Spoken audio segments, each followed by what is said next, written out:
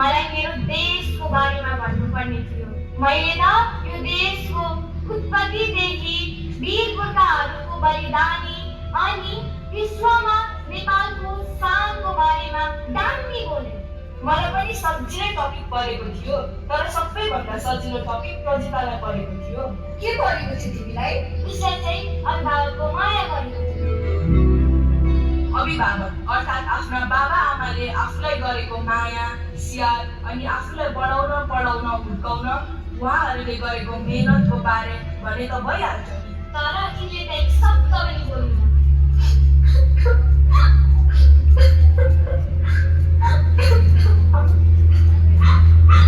यो यस्तै छ कि जहाँ व्यक्ति साथीले टपिक दिएको त बोल्नै सकिनँ।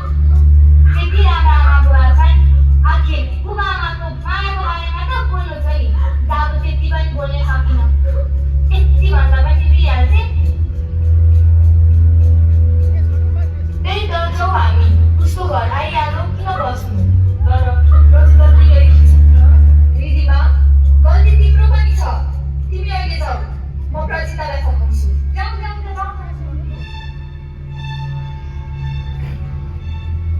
बहिनी नरौ, के भयो तिमीलाई? किन बाबा आमाको कुरा गर्ने बित्तिकै रोएकी?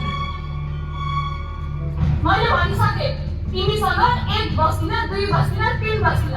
आखिर मेरा पनि त लाइट छ नि। जा धेरै हुर्किन लाग्यो, तेरा धुर्की धेरै सुने। जान्छु आउँदिन फर्केर। सधैँको किचकिच बस्नु पाउँछु नि, मिठो खाँदै। जा नभए पनि जिन्दगी चल्छ। खुट्टा भए जुत्ता कति जहिले जडिया भनेछ, जहिले जडिया भनेछ। जडिएन भनेर के महात्मा भन्नु? नपरे त साथीको बर्थडे पार्टी छ भनी हिजो गए कि आज आउँदैछ ठुलो कुरा गर्थे। कति बात सबैको तपाईँहरू कमसेकम आफ्नो इज्जतको त ख्याल राख्नुहोस्। अब त साथीहरूले मलाई जडियाको छोरी भनेर चिन्न थालिसके। लु हेर, जस्तो आमा त्यस्तै छोरी। लु हेर दोष लगाएको मलाई। अनि मामु तपाईँ के भएको? कहिले छोरीलाई कस्तो समाचार छ भनेर बुझ्नु भएको छ? कहिले बेलुका छोरीसँगै बसेर खाना खानु भएको छ? छोरीको कपी कलम के सकिएको छ कहिले सोध्नु भएको छ?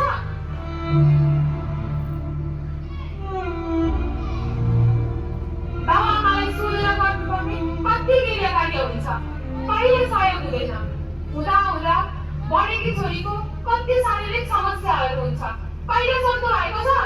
जहिले काम भन्यो, पार्टी भन्यो, बिहानमा उठ्दा बाबा हिँडिसक्नु भएको हुन्छ, बेलुका मन्दिरलाई बस्न आफ्नो घर आउनुहुन्छ।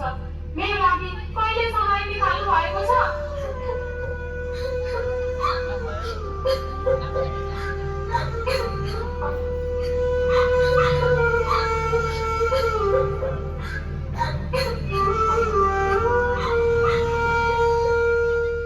छोरी, मेरी प्यारी छोरी, तिमीलाई म कति धेरै माया गर्छु। तर यो तिम्रो बाउको कति वर्षदेखि टर्चर सहेर बसेको छु, अब सहन्न।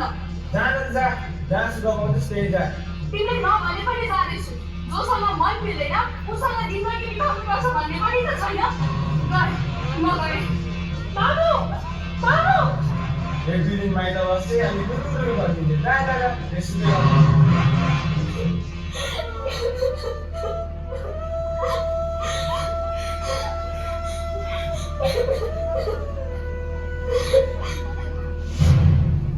प्रजिता त्यो बेला धेरै रोइन्।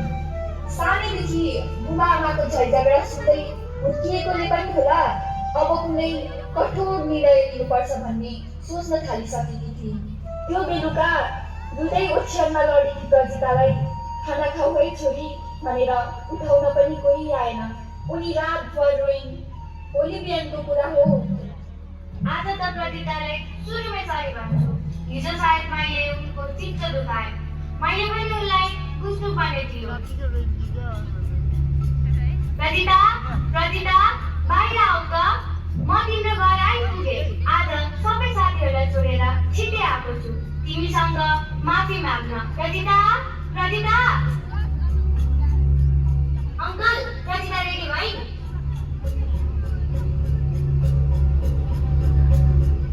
प्रजिता घरमा छैन।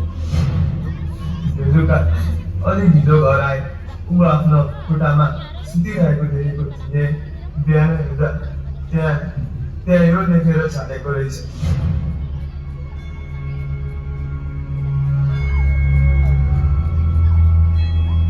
बाबा, मामु, तपाईँहरू अब आफू खुसी बाँच्नु होला। तपाईँहरूलाई जे मन लाग्छ गर्नुहोला। अबदेखि म तपाईँहरूको बोझ बन्न चाहन्न।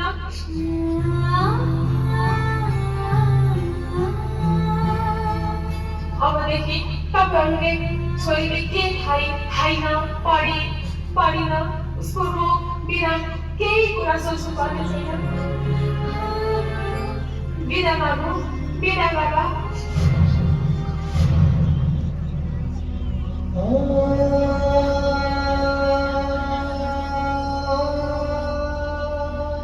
बाबुआमाले छोराछोरीको इच्छा चाहना मनोविज्ञान नबुझेकै कारण प्रजिताले पनि घर छोडेर हिँडिन्। प्रजिताको बाबाले प्रहरी, मावली, साथीभाइ र विद्यालयको सबैतिर खबर गरी खोज तलास गरे, तर प्रजितालाई कहीँ भेटिएन।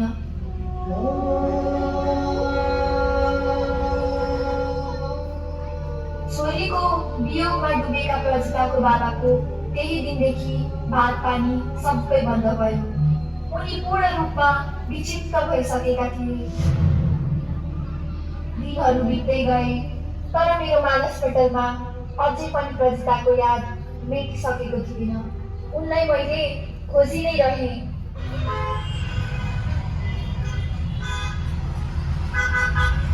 उनी सहरमा भौतारिन थालेछिन्।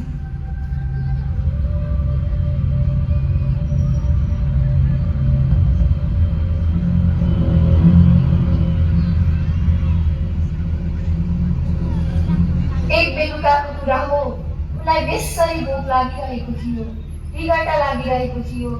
बिस्तारै रात पर्यो। उनी सडकको एक फुटपाथमा काम्दै सुतिरहेकी थिइन्।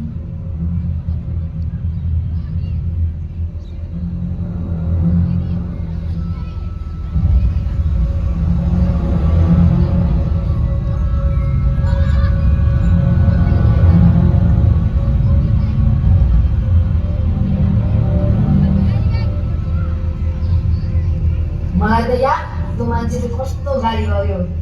त्यही त फोहोर उनीहरूले गर्ने जताततै फ्याँके अनि त्यही फोहोर प्लास्टिकहरू हामीले उठाउँदा उल्टै हामीलाई गाली गर्ने। गाली खाँदा खाँदा आफ्नो मन त ढुङ्गाकै भइसक्यो। अब त मेरो मन कहिले दुख्दैन। ओइ ओइ ओइ उता हेर त।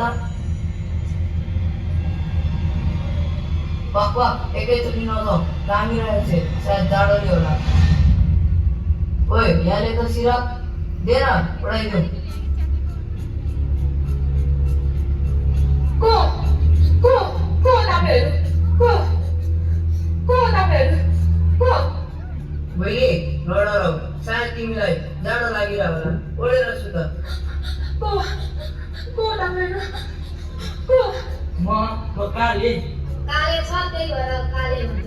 तेरो ओरिजिनल नाम भन्दैन? मलाई के थाहा, स्कुल गएको भाइ नाम लेखाउँथे, नाम थाहा हुन्थ्यो।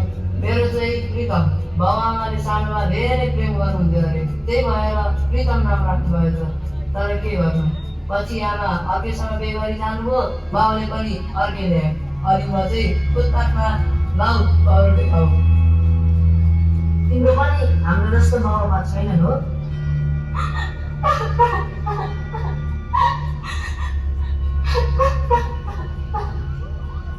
रौ तिमी रच्चै रौ, बक्कु रौ।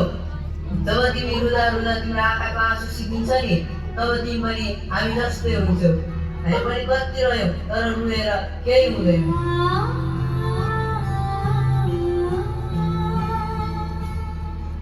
बुझी यहाँ नसुत्नु, राति पुलिस आउँछ। त्यहाँ पर एउटा राम्रो होच छ, त्यहाँ तिमी हामी जस्तै निकै मान्छे छन्। जाउँ, किन जाउँ।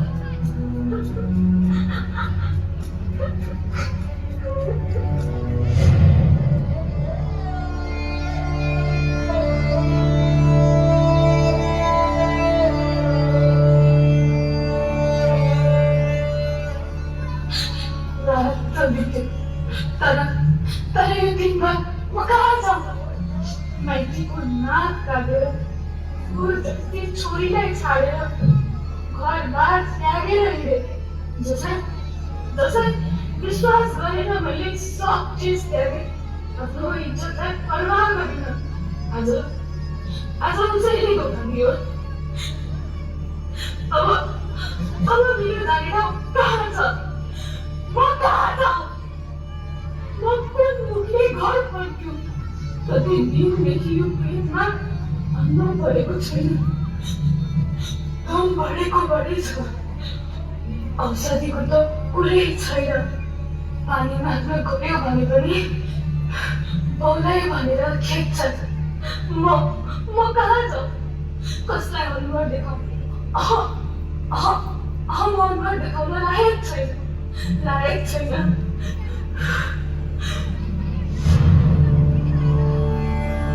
मेरो 12को परीक्षा सकेपछि म र मेरी बहिनी दिदीमा सहर गएका थियौँ। सहरमा पनि हामीले हरदम प्रजितालाई नै खोजिरहेका थियौँ। हामीले जो कोहीलाई पनि प्रजिताको फोटो देखायौँ र कहीँ कतै देख्नु भएको छ कि भनेर सोध्ने गर्थ्यौँ। दिदी, उ त्यहाँ एकजना आमा हुँदो रहेछ, गएर सोधौ न। तपाईँले यो बहिनीलाई कतै देख्नु भएको छ? हेर्नु न, यिनको आमाले यति राम्री छोरी छोडेर अर्कैसँग बिहे गरिन्छन्। छोरीले घर नै छोडिदिन्छन् अनि आफ्नो श्रीमती र छोरीसँगको बिछोड सहन नसकेर यिनको बाबाले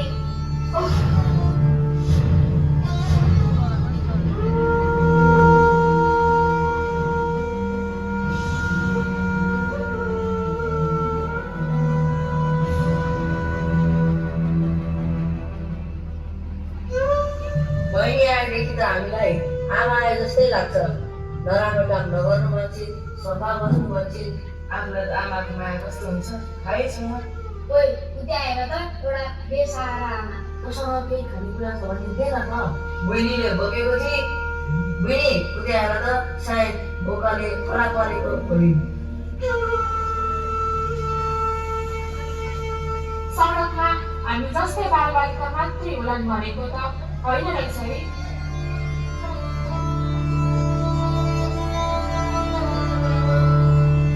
आमा,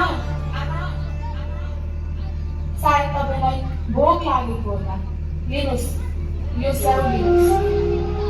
आमा, तपाईँलाई पनि तपाईँका छोराछोरीहरूले हेला गरेको हो। कति दुःख गरेर जन्माउनु भयो, पढाउनु भयो, हुर्काउनु भयो होला। जब छोराछोरीहरू हुर्किसक्छन् नि, तब उनीहरू आफूलाई ठुला सम्झन्छन् नि। अनि छोराछोरी हुर्काउन बाबुआमाले गरेको मेहनत परिश्रमलाई चटक्कै भुल्छन् रे। आमा, मसँग यही एउटा स्याउ थियो, दिएको छु, खानुहोस् ल।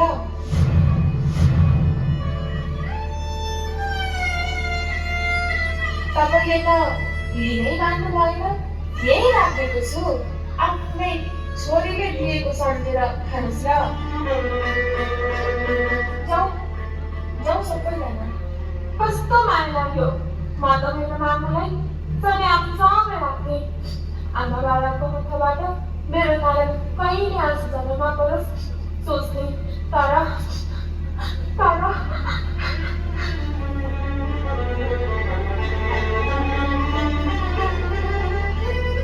जान्छु आउँदिन भनेर सधैँको बिर्सियो।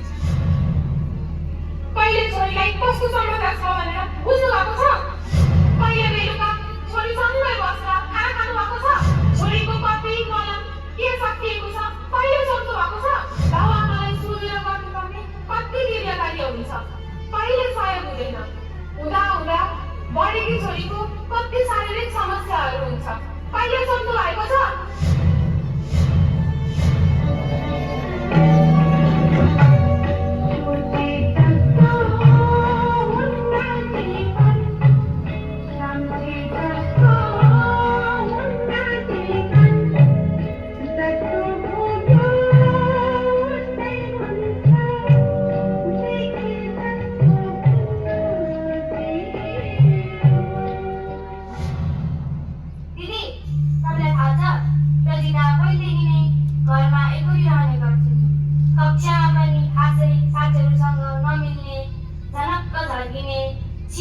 रिसाउने, छिटो रुने, होमवर्क प्राय नगर्ने। बहिनी, धेरैजना अभिभावकहरूले आफ्ना छोराछोरीको मनोकांक्षा बुझ्न सकिरहेकै छैनन्। प्रत्येक मानिसको आफ्नो बाल्यकालदेखि नै पहिलो संस्कार सिक्ने ठाउँ हो घर। अभिभावकहरू पहिलो गुरु हुन् भने घर प्रत्येक मानिसको पहिलो विद्यालय हो। यदि घरमा बालबालिकाले राम्रो संस्कार, माया, ममता, स्याहार अनि खुसी पाएका छैनन् भने ती बालबालिकाहरूमा फ्रस्ट्रेसन बढ्न थाल्छ। अनि देखिहाल्नुभयो। दिदी जाऊ, भोलि बिहानै गाउँ फर्किनु हुन्छ। मैले एउटा साथी गुमाएँ। अब सायद उसलाई मैले कहिले भेट्दिनँ होला। बहिनी, नरो, जीवन यसरी नै चल्छ। कोही भेटिन्छन्, कोही छुट्टिन्छन्। हामी भोलि बिहानै गाउँ फर्क्यौँ। गाउँमा प्रजिताको बाबाको अकल्पनीय निधन भइसकेको रहेछ। लास अघि पनि न त्यहाँ प्रजिताको मम्मी थिए न प्रजिता। काले, रकी, बब्लु, आऊ यतै बसौँ। बस केटा हो। केटाहरूलाई भोक लागेको होला, त्यस्तै हो। कहिले टन्नै खान पाइन्छ र कहिले भोकै बस्नुपर्छ। अब त हामी पनि ठुला भयौँ। अब त हामीलाई सडक बालबालिका पनि भन्दैनन्। हामी ठुला भएपछि हामी कहाँ जान्छौँ? मेरो त घर नै छैन, कता जाउँ? यतै सडकमा हराउँछु होला। प्रितम, बब्लु, तिमीहरू त यहाँ पो रहेछौ। कस्तो भोक लागिरहेछ। तिमीहरूसँग केही खानेकुरा छैन? अब हामीलाई दया माया गरेर कसैले खान दिँदैन। तिमी घर फर्कल बहिनी, तिम्रो पो बुवा आमा हुनुहुन्छ त, हाम्रो त कोही छैन।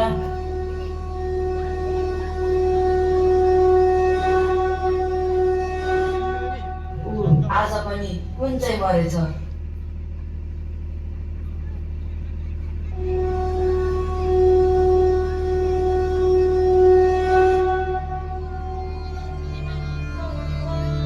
यो लासले त मलामी पनि पाएन छ रकी। त्यही त, न कुनै आफन्त छन् न त कोही रुने मान्छे। दाइ, कस्तो लाग्छ? किन कोही आफन्त छैनन् नि? बहिनी, एउटी आमाको लास हो। बिचरी फुटपाथमा मरिरहेको रहेछ, बेवारिसे लास। कोही आफन्त नभेटेपछि हामीले दाह संस्कार गरिदिन लाग्यो। मानिस पनि कुकुर बिरालो चाहिँ बेबारिसे भई मर्नुपर्ने। कति अभागी होला ती छोराछोरीहरू जसले आफ्नो आमाको मृत्यु हुँदा पनि आमा रुन पाएनन्।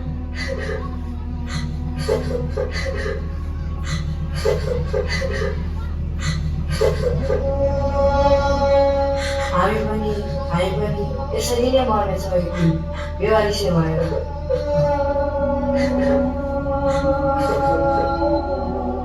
जाउँ, यो घाटको छेउमा नबसौँ, नभए थुप्रै बेवारिसे लासहरू देख्नुपर्छ।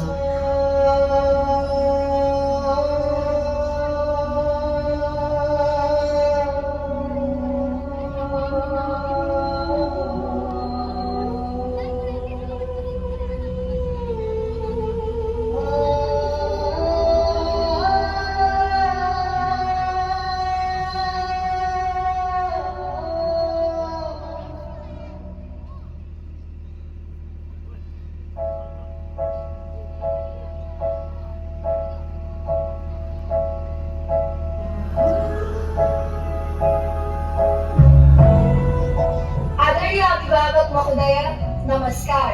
एउटा विद्यार्थी भएको नाताले मैले नियमित रूपमा पाठ्यपुस्तक त पढेकै छु, तर पाठ्यपुस्तकको अलावा मैले यो पनि पढेको छु कि कुनै पनि विद्यार्थीको प्रगतिको लागि आफू सँगसँगै शिक्षक र अभिभावकको पनि समन्वय